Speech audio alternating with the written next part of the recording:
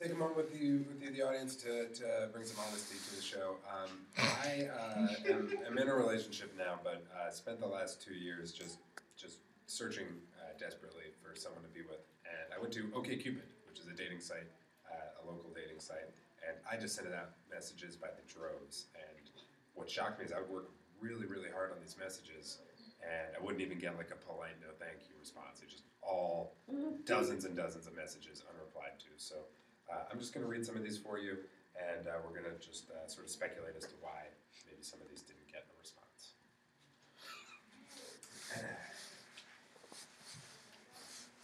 Hey there, what's up? Gotta say, I really dig your profile. Pretty jealous that you've got animals, too. I think my life is too busy now, but I really miss having a dog in my home and my life. I had a chameleon for a while, which was awesome, but he didn't make it because it was just so damn dry here in the winter. Are you heading back to school, like, now, or sometime in the near future? Anyway, I live in Lakeview as well, so howdy, neighbor. Hope you're having a good day. Every single one of his photos is taken at the Lincoln Park Zoo. Most of the matches I get on this site have me scratching my head as to how the hell they determine these match percentages. In fact, I'm beginning to suspect that perhaps the match numbers are meaningless and random, a trick to get us to contact one another. But after checking out your profile pretty thoroughly, I actually think we might get along famously. Below, I submit a few examples. Number 1, Maui.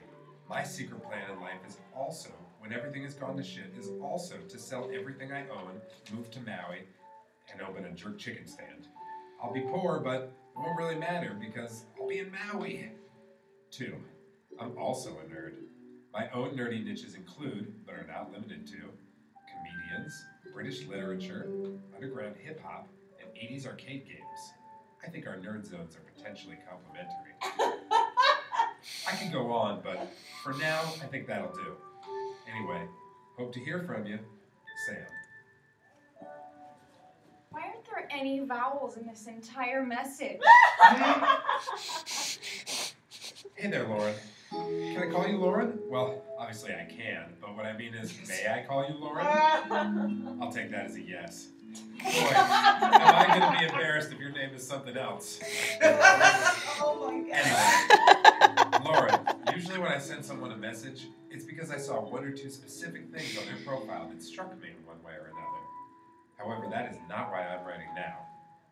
See, something about your profile, a certain je ne sais quoi, if I can be a douchebag about it, is intrinsically appealing to me. I'm of the strong belief that you can tell an awful lot about a person by the way they write. And something about the way you write really sounded quite nice. So right now I probably sound like a crazy person.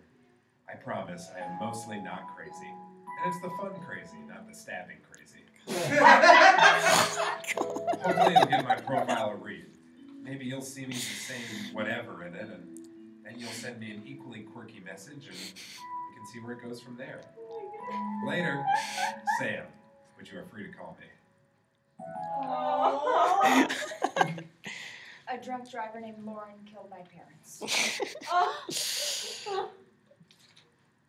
First of all, I don't want to come off as douchey here, but it's important. If this is ever going to work between us, I have to be Sam, and you have to be Sammy, or Samantha, or S-Money, or Salmonella, or Sam in the Family Stone. We can work on your nickname later. I just have some kind of deep-seated stigma with being called Sammy. You're running for the hills now, aren't you? I swear to God I'm not crazy. Or if I am, it's at least the interesting tickets to Mexico are under $100, let's skip work tomorrow and go to Mexico kind of crazy.